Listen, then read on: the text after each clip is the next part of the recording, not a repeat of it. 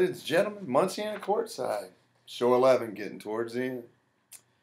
Into season 5. Long week. 4 days of camp in Nashville. Raced back late last night. Through a windstorm. Through a windstorm, dangerous windstorm. Big fella was terrified. I was never once worried. Went from like 65 degrees to 30 degrees. To the tundra, and capped it all off with about 12 hours of tryouts a day. We are absolutely jacked to talk about some high school. So let's go, Biggs. Get us in the semi-state show. Here we go. Last week, regionals, 1A. We talked about Bar Reeve at the Lagodi regional, and they swept through everybody. Moving on. Bar Reeve, one of the things, there's so many, when I say so many, there are several great legacy programs in the state. We hammer on the Providence, the Avon, the Yorktown, these cathedrals, all of those great legacy programs, and sometimes those smaller schools get forgotten. Bar Reeve is probably a legacy program. I mean, they're always in the hunt, and they take down a good Trinity Lutheran team, and they're the real deal. And Bar Reeve, I think you'll probably see Bar Reeve in Muncie. I agree. I wouldn't be surprised if you see him at Ball State on championship weekend. Yep. We talked about the Clinton Central. You'll be eating well. Well, I'm not sure. LCC did beat Cowan. No, that was the bet. Okay. I was pretty much told. LCC did beat Cowan and took down Randy's wife. A devastating night in the Gardner household. At least we got home through the windstorm. She should be thankful about that. I'm sure she was dwelling on the LCC loss. But they get beat by Covington. Covington beats them in 5. Yeah, and that's a shocker. That may be one of the biggest shockers of the weekend. When you look at it, there hasn't been many upsets, and when a number one goes down, and not just a number one, undefeated number one. I've been in that end. Going an entire season and then losing at the end. I did it last season, in club season, basically, for those that want to know. And it's devastating. There's not a whole lot of good that comes out of it. All I can say is what a tremendous season. And, I've hit on it all year long. You got to win your last game. Yep. And LCC couldn't quite do that, but what a great year for those guys. And I've enjoyed them. I've enjoyed them all year long. And it's just a tough way to end it, but good luck to Covington as they move forward. Yep. Regionals in 2A, we talked about Forest Park hosting one of them. Had the number 1, number 2, CAI was going to play Evansville Mater Dei, and CAI takes them down in 5 and then finishes it off rolling on. In that division, I thought all year long the rankings were a little skewed. I thought out of all of the classes in Indiana, that 2A was probably the most flawed in regards to the rankings. I thought all year long that Heritage Christian team may be the best team in that whole thing, and they're 5th in the state supposedly. Yeah, and I continue to talk about that all the way through. But Christian Academy, one of the neat things about them is I referenced today what they're doing AS, and that's after Stumbler, is remarkable. Yep. I think so many people thought that team would kind of disappear or settle back in, and now those guys are on the verge of moving up with the legacy program without Stumbler, and I think that's remarkable. And they take down a Mater Dei team, the number 1 team in the state, in 5. You're going to see this. One of the prevailing themes was 5. Yep. And 5 good ones, but Christian Academy moves on, and congratulations to those guys. Mater Dei, great year, and that's a tough way to end it, but it is done. Yep. Heritage Christian was the host for their regional. Had Western Boone, had Heritage Christian, 2 ranked teams. Hagerstown, we talked about, was really putting together late in the year. Yeah. But Heritage Christian swept Hagerstown to get out of the regional. Heritage Christian, I could argue, swept Hagerstown because of the rest of the season. I think Hagerstown didn't play nearly the schedule that Heritage Christian played. And, you know, what happens in those situations? You know, Hagerstown probably hit some shots that would have bounced on the floor multiple times against all the rest of their opponents. It came right back at them in Heritage. Yeah. And one of the things about Heritage, when it comes right back at you, if it comes through the middle of the court, the Colvin kid is a bear to deal with. But I said, and you can go back and check on the shows, I said about 6 weeks ago that I thought Heritage Christian was the real deal. I love their setting. I love some of the pieces they got in the puzzle. And Michelle York is a great coach. And so, you know, I'm not surprised. You know, kudos to a good Hagerstown team. Brian Dell continues to put together a great and growing program, but it's going to be tough to get by that Heritage Christian team. Yep. I think they're going to be better next year. Yeah. Talking about regionals on 3A, Norwell. We had the number 1, the number 2 team battling. Dwenger and Newcastle start the day. Newcastle pulls it out in 5, and then sweeps the nightcap where West Noble actually took down Belmont. The average person would look and thought Belmont would be the guy to watch for in that. But I thought that was a shocker. Yeah. I was blown away by that.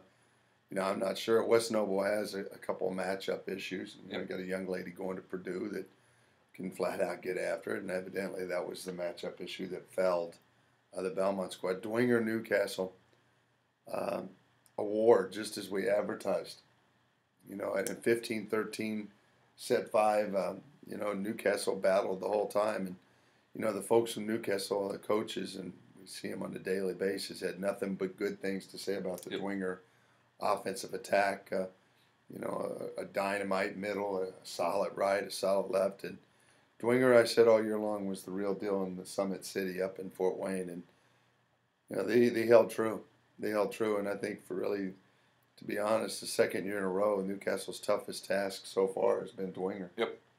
But congrats to Dwenger on a great year. Newcastle moves on. Yep. Danville was a host, and we talked about Chittard and Northview. Chittard upset the Buff the week before. Yeah. Comes nearly another upset there. Loses to Northview in 5. In that first match, Northview ends up winning the final. Yeah, an absolute war. Yeah.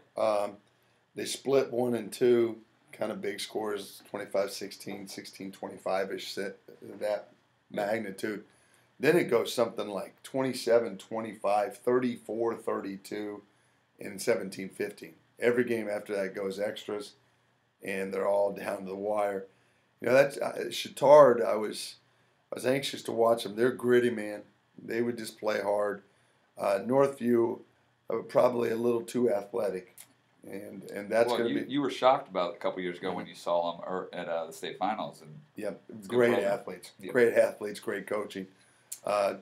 Chittard, beautiful season, ended a little shorter than what you wanted it to, and you know, one of the most heartful teams in this tournament. Those guys had a lot of passion. Yep. But this Northview team is going to be a tough out as they move forward, and I think that they could cause troubles down the stretch. Yep. We talked about regionals in 4A. I talked about the Bloomington North, had Providence, Center Grove, Bloomington South, the Castle. Providence takes down Castle in the nightcap in 5.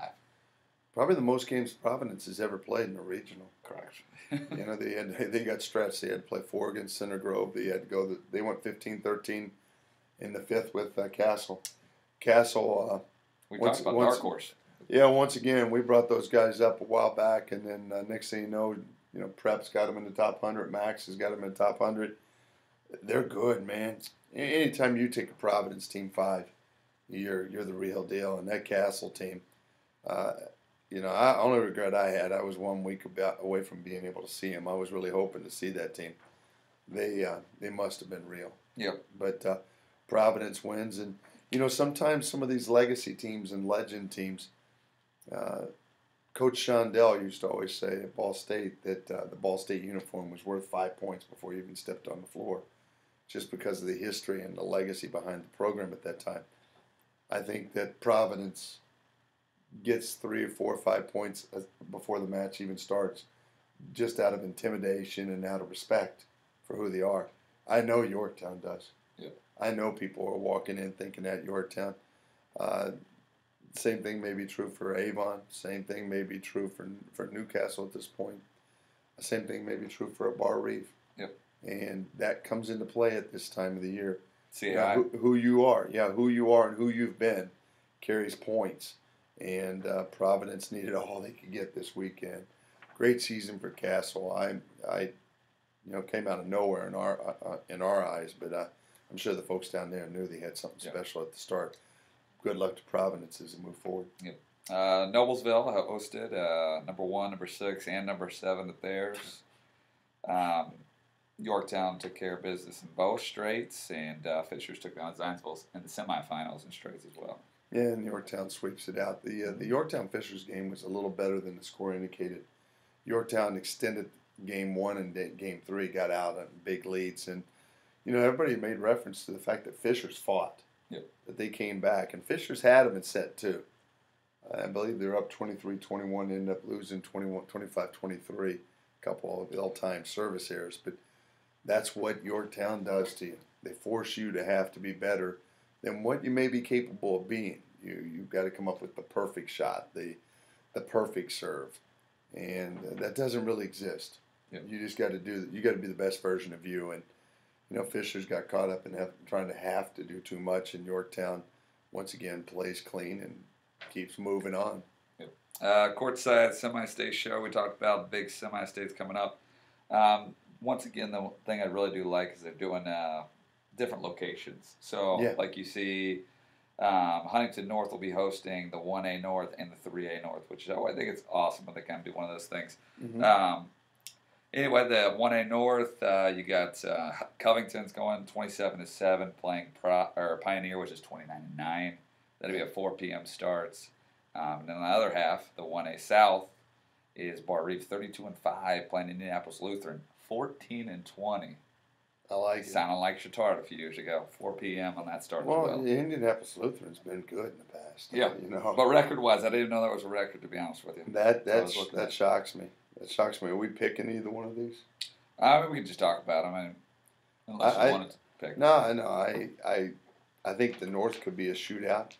Rod and I has got a nice little program and done a nice job over time in that Huntington North semi-state. I wish him well. Bar Reeve, I think, is in my mind is the team to beat. Correct. I like Bar Reeve in the South, and we'll talk about the crossover next week. But I like Bar Reeve in the South in that one. Yep, definitely. Then the semi-state 2As out the North. Wabash quietly with a 33-3 record on the year. That's not too quiet when you win 33. But I'm saying, nobody's really spoke of them. Yeah. The North Justin 25-7. That's going to be a 6 p.m. start. The 2A South is going to be CAI, which is 29-9 on the year, playing Heritage Christian 24-8. That'll be a 1 p.m. start. Well, once again, Wabash North Judson could be really a solid battle. Wabash are very athletic. Yep. And that could be a fun battle. The match that it's gonna be the fun one. The match that CAI and Heritage Christian, I think could be a lot of fun. I think Heritage Christian is going to win a state championship. I started saying that maybe a month ago, and now that they've kind of moved through everybody, I just think that they're a team with a destiny and a coach with a date to seal our legacy. I just like that Heritage Christian team. We'll talk about who they cross over with next week. Yep. And then we get into talking about the 3A games. 3A North, you got Newcastle 33-5 on the year. Going to play New Prairie, which is 26-11. That'll be a 1 p.m. start. The 3A South is Northview 35-2 ahead, and we'll be playing Silver Creek, which is 32-6. That Silver Creek team is playing really good volleyball. Yep. Really good volleyball. Northview Silver Creek is a battle of athletes. Just flyers. That's my kind of volleyball. I enjoy that. Newcastle and New Prairie will be interesting from the standpoint that there's a definite favorite there. And I think the Newcastle defending state champions really took care of business in the nightcap of their regional. I think that the they're primed to make a run through New Prairie as well. At this stage of the game, no one can overlook anybody, and I think that as long as everybody's keyed in and the lock and load there, Newcastle is the better team in that semi-state. Um, and the only way you lose as the better team is if the lesser team cares more. And that's on Newcastle to decide. But I think that Newcastle team wins that, and then we'll, like I said, talk about who they get next week. Yep. The 4A semi-states out of the north, you got Yorktown 33-0 on the year. We'll be playing Penn at 33-5. That'll be a 3 p.m. start. And then the 4A South is Avon 32-3 and Providence 33-2. Some big hitters there, man. Yeah, that's a heavyweight fight. Yorktown and Penn would be the one that I would pick.